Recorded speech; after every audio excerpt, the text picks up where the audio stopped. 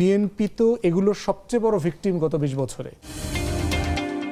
ঋণ যারা খেলাপি হয়েছেন কিংবা ঋণ নিয়ে পালিয়ে গিয়েছেন বা ঋণের টাকা নয় ছয় করেছেন, বাংলাদেশ ব্যাংকের লোকজন তো এটার সাথে জড়িত, তাহলে এদেরকেও জীবনে ব্যাংকের ইন্ডাস্ট্রিতে চাকরি করতে দেওয়া যাবে না? অফকোর্স আপনি আসতে পারেন, আপনি এটা এমন করেন, এটা বাড়াই করে দিতে হবে। হ্যাঁ, কোনো সমস্যা নেই, আপনি এটাকে এক্সটেন্ড করেন, কিন্তু আপনি এটাকে আনডু করে দিলেন, কেউ থাকবে না। হ্যাঁ হ্যাঁ, না কোনো সমস্যা নেই, আপনি এটাকে এক্সটেন্ড করেন না, কোনো সমস্যা নাই তো। আপনি আরো সম্ভাব্য ক্রিমিনাল ফাইন্যান্সিয়াল ইন্ডাস্ট্রিতে যারা যারা আছে সবাইকে এক্সটেন্ড করেন, কোনো সমস্যা নাই, কিন্তু আপনি মূল জায়গাটা বাদ দিয়ে দিলেন। এখন যেটা করছে সরকার নিজেই তো তাহলে দোষী না, সরকারের কাজ ছিল তদারক করা। বাংলাদেশের সেন্ট্রাল ব্যাংক রেগুলেটরি অথরিটি তারা অডিট করে, তারা ওখানে বসে থেকে সবাই মিলেই তো করছে, তাদের কর্মীরা, একাধিক কর্মী, সুর নামে একজন ছিল,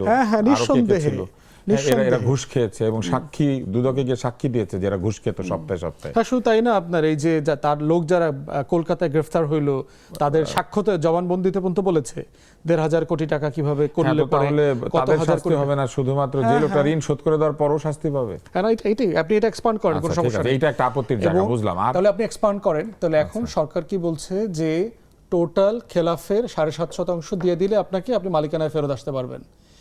তাহলে দেখেন সমস্যাটা কোথায়, দেখেন 5টা ব্যাংকে কয়েকজন মিলে টোটাল লিকুইড মানি ছিল, অনেক ব্যাংকে হয়েছে, শুধু এক্সাম্পল বলছি যে ধরেন 5টা ব্যাংকের টোটাল লিকুইডিটি ধরেন 2 লক্ষ কোটি টাকা, তার ভিতরে 85% ইতিমধ্যে নামে বেনামে বিভিন্ন জায়গায় অস্তিত্বহীন কোম্পানি পারবে না, এটা নাই তো, এক্সিস্ট করে না, শত শত কোম্পানি সিম্পলি এক্সিস্ট করে না। তাহলে আপনি মনে করছেন এটা একটা আপত্তির জায়গা?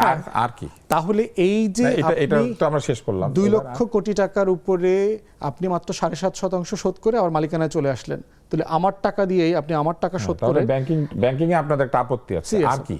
এরপরে দেখেন এই যে টেলিকমিউনিকেশন একটা আইনে একটা জায়গা ছিল যে এনটিএমসিএল, আপনি জানেন যে মানে গোয়েন্দা নজরদারির একটা সংস্থা ছিল, হ্যাঁ, তারা মানুষের কথা শোনে, এক্স্যাক্টলি। তাহলে এই যে মনিটরিংটা করে, সরকারের সময় রেকর্ড করে আরেক সরকারের সময় ছেড়ে দেয়, বেচা কিনা করবে তারা।